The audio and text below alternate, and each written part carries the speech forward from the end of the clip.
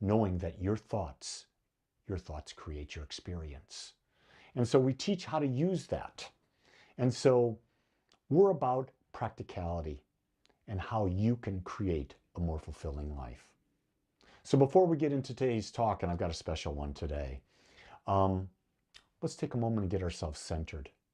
And by getting centered, we'll just do a little guided meditation so that we're more able to hear the message that's going to be delivered. So I invite you to come to a comfortable seated upright position.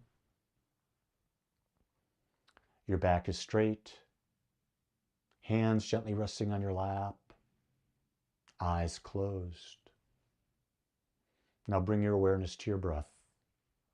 Consciously take a long, slow, deep breath in. Now as you exhale through your mouth, release any stress or any tension. Again, a long, slow, deep breath in through your nose. And now let it go through your mouth and find yourself becoming more and more relaxed. One more deep breath in. And now let it go.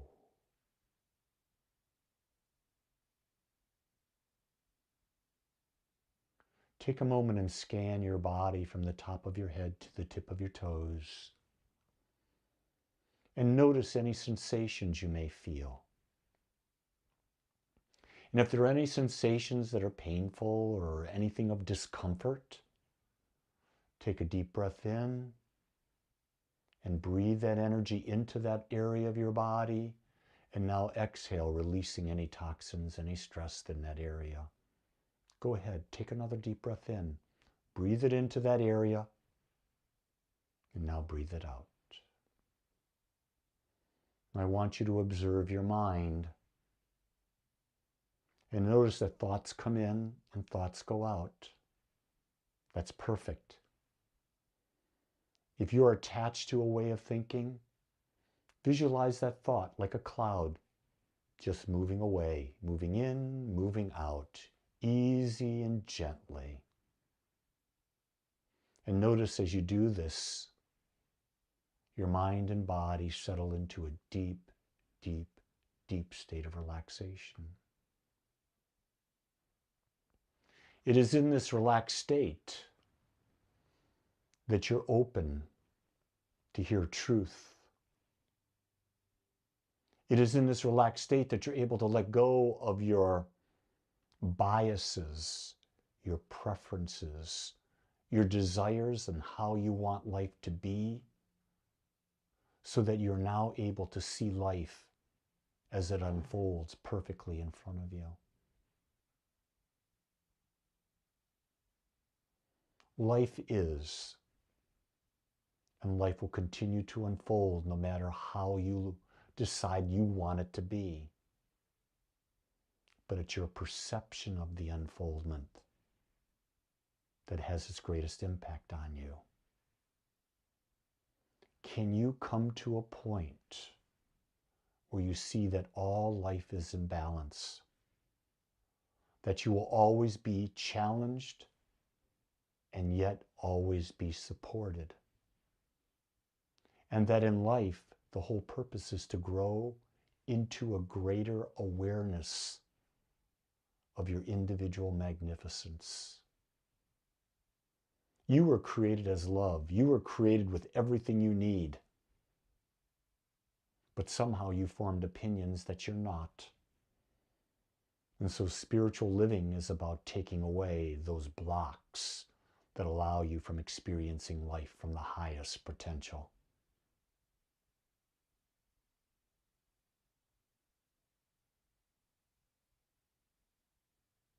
Life is happening. Can you accept it? Can you see how you can grow in your level of awareness? Can you understand that in the midst of chaos, you will find clarity? So in the world today, can you live in the chaos and be in the eye of the storm.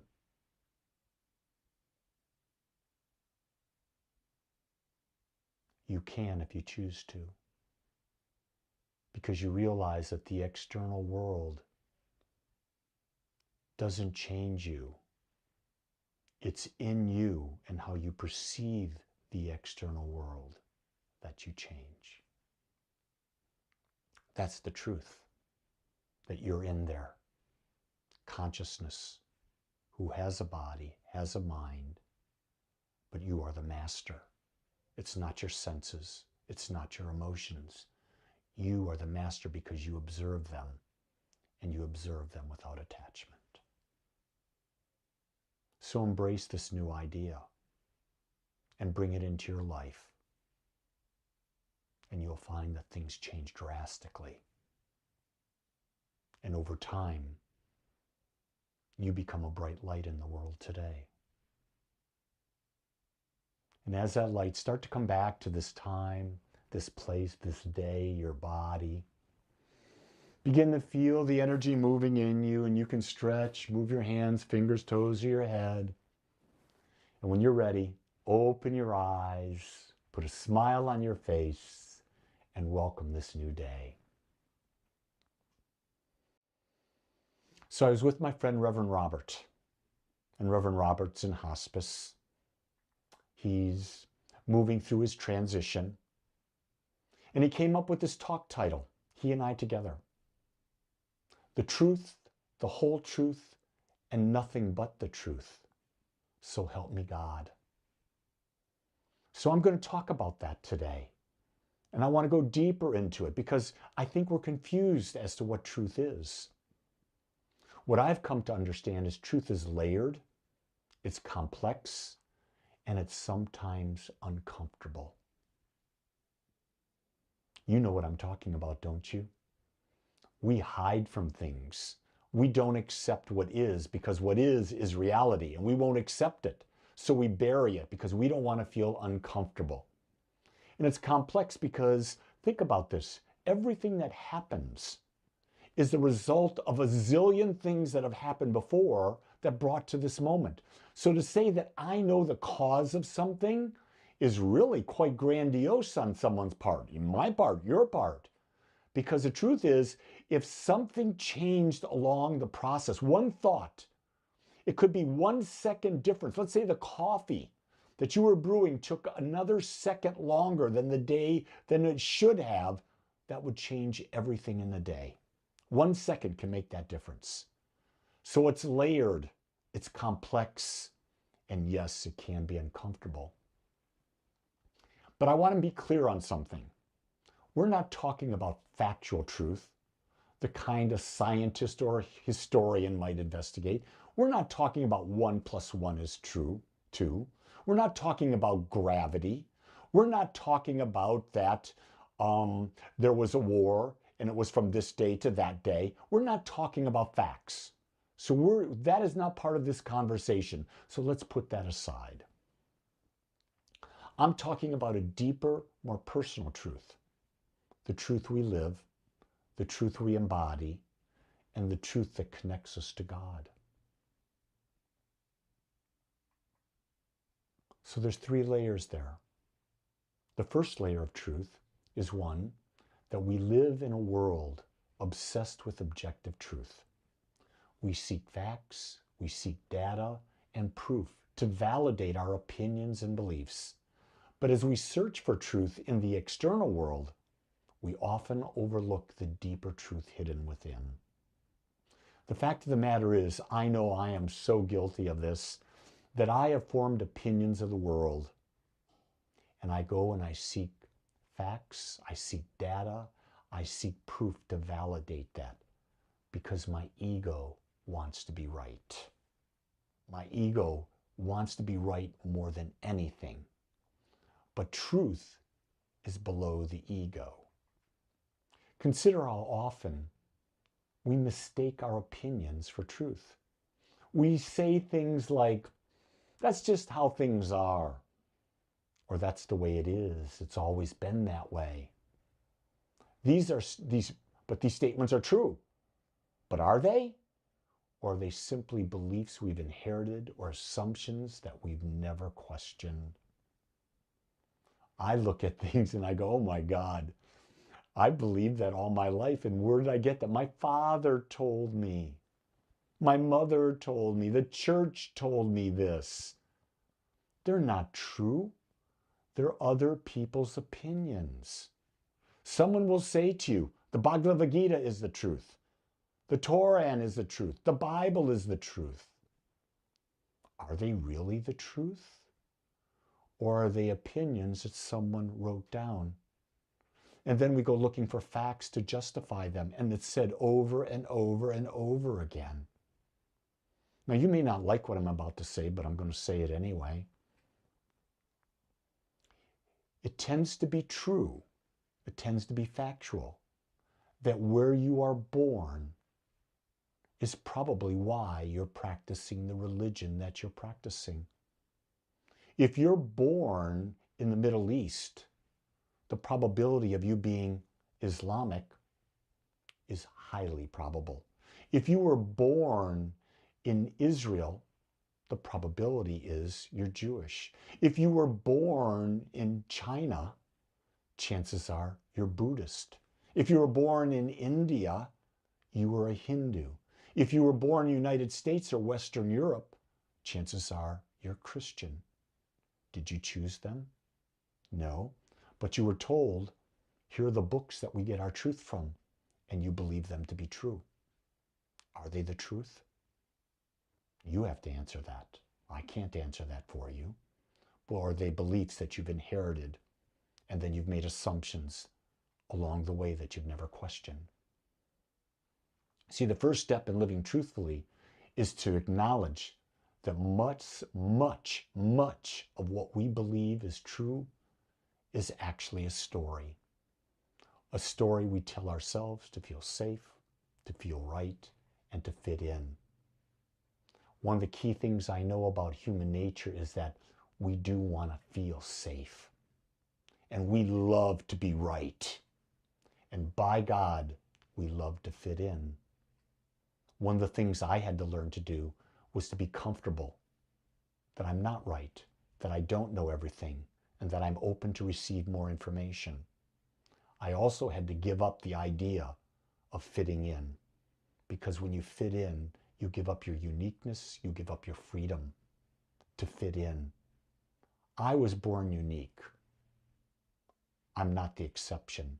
You were born unique too. It's a matter of, are you living uniquely, or are you choosing to feel safe, to fit in, and to be right? Just something for you to consider.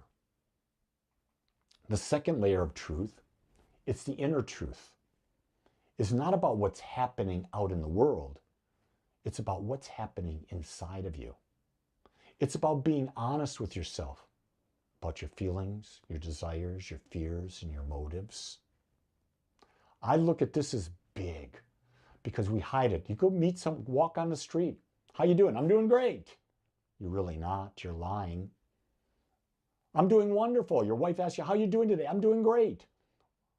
In reality, you stored a bunch of negative things that happen. You're really not honest with yourself, and you're not honest with everyone. When was the last time you were brutally honest with yourself? When was the last time you admitted you were scared, that you felt inadequate, or that you were holding on to resentment? These are uncomfortable truths, but they're essentially true. How are these truths? You're feeling them. You're acknowledging them. Now, just because you acknowledge they're the truth of the moment doesn't mean it has to go on forever. You can acknowledge at this moment, I feel inadequate, and feel it, and then let it go and move forward. You can just admit, right now I'm scared. I'm dealing in the unknown. And that's when we get most scared, isn't it? Anytime we're dealing in the unknown, we get scared and we want to feel safe. We want to feel safe. And so we'll do anything to have others support us, fit in, instead of being our unique self and moving outward. It's uncomfortable to face the truth, but in reality, It's our only choice. Otherwise, we repress, we repress, we repress, and we create a inner feeling that is absolute chaos. And all we ever really do seek is to feel a sense of well-being inside, to feel we're okay. How much of your day is spent pretending? Pretending to be okay when you're not, pretending to be confident when you're unsure, pretending to be happy when you're hurting. I'm not saying you go out and you tell everyone you know these things, but admit them to yourself so that you can go inside and say, okay, what is the cause here? What is it that I've been programmed to believe, either by myself or by others, that I'm comparing myself against, that's causing me these feelings that I'm not confident, that I'm not feeling okay in there, that I'm unsure, that I'm really sad inside? What is it? Because if you're feeling sad inside, guess what, gang? Self-judgment. Anytime you're having this, self-judgment comes in. Because without judgment, you're okay. And then you ask yourself the question, what am I judging myself against? We often avoid facing these truths because we fear that they will overwhelm us. But the paradox is that when you face the truth within yourself, you don't become weaker. You become stronger because you become free. The energy it takes to suppress inner truth is far greater than the energy it takes to face it. Because once you face it, you're done. But if you've suppressed it, you're continuing to suppress it every day, every moment, every time someone comes up. And this is where we get our buttons. You know that button you've got that if someone says something, does something a certain way, they press it and you go off. That's because you've suppressed things instead of faced them and dealt with them in that moment. The ultimate layer of truth is this: God is not separate from the truth. God is the truth. God is the infinite intelligence that permeates all life. When you align with truth, you align with God.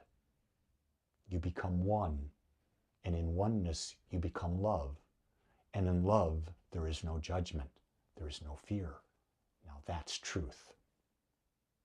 We don't find God by looking outward, going to a temple, or wearing a special piece of jewelry, or having any of these external things. We find God, spirit, infinite love, universal intelligence by looking inward. We find God in the stillness of our heart, in the quiet of moments when we dare to face our own soul. And when we do, we discover that the truth we've been searching for has always been within us.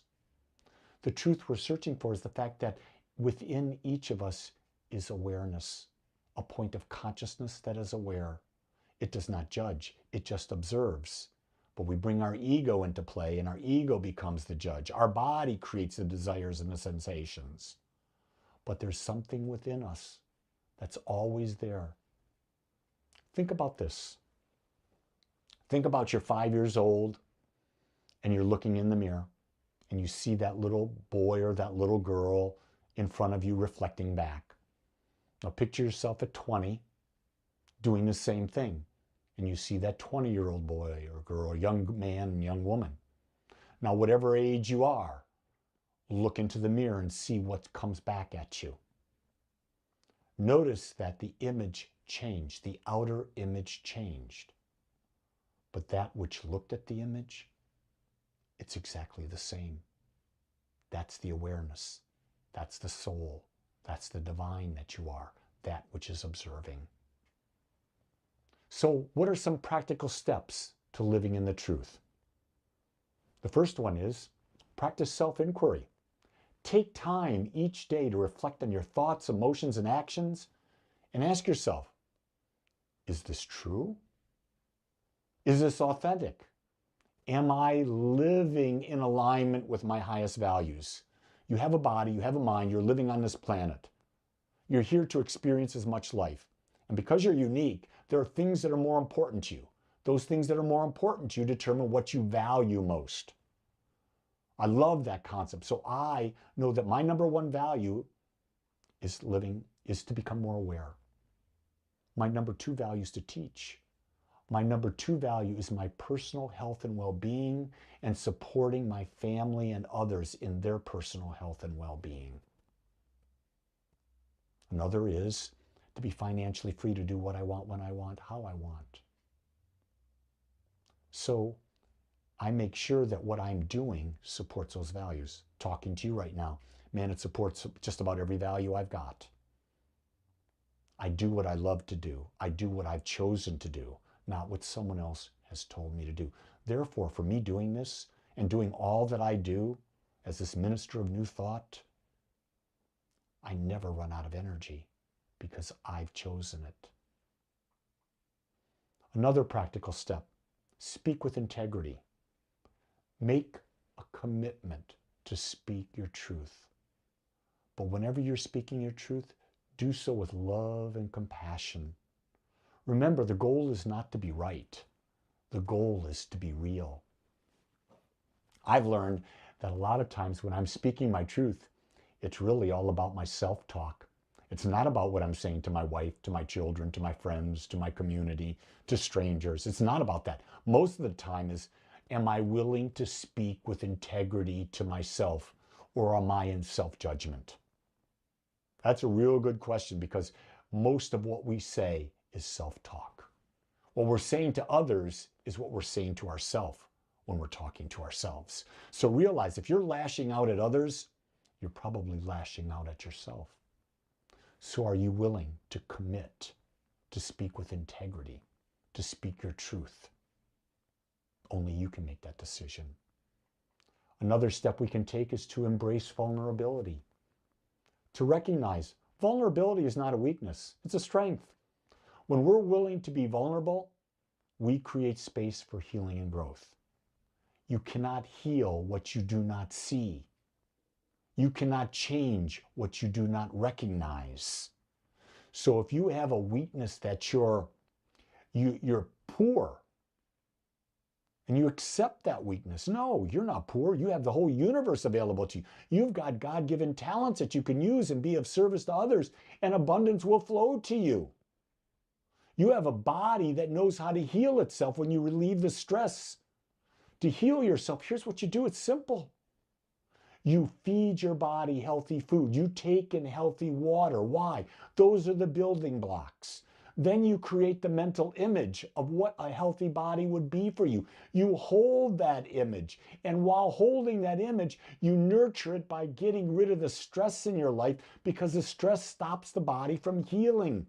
It holds it back. Stress is the cause of almost every illness possible. You have the power. Are you willing to embrace it? Realize, admit, I made a mistake. Okay, good. Move forward. And last, trust the process. Trust even when the truth is difficult. It's always leading you to a greater freedom and understanding. When you get something thrown at you and it just drops you to your knees, pause, ask the question inside, what is my truth? What is my truth desiring me to know? And what is my next step? And once you paused, that wisdom will come to you. It may be to call a certain person for feedback, to get more information. I've been using that a lot lately, and it's amazing how things have unfolded that I never knew were there because I asked the question. I was challenged, I faced it, I reached out, I got new information, I got more information, I tried new things. It's amazing how everything you need is available to you when you trust the process and ask. Living truthfully is not about being perfect. It's not about always knowing the right thing to do or say. It's about being honest with yourself and others. And even when it's messy, and even when it's really uncomfortable, realize you're going to fall short. Rest assured. And when you do, Be gentle with yourself. The path to truth is not a straight line. It's spiral. You'll revisit the same lessons over and over and over again. And guess what? Each time from a deeper perspective. That's what life is. Life is a journey. And on the journey, your perspective changes as long as you're open to the possibility.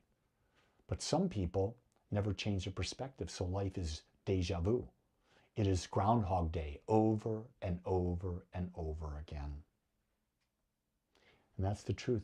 You'll keep doing this over and over again until you discover the ultimate truth, the real truth. And that real truth is that there's only one. I've had the experience for moments. And when I've had that experience of oneness, I was overwhelmed with a sense that I cannot even describe. There are no feelings that I can use from my human perspective to describe it. But I know it's who I am, and when I'm there, it's incredible. But what I've come to understand is I'm here.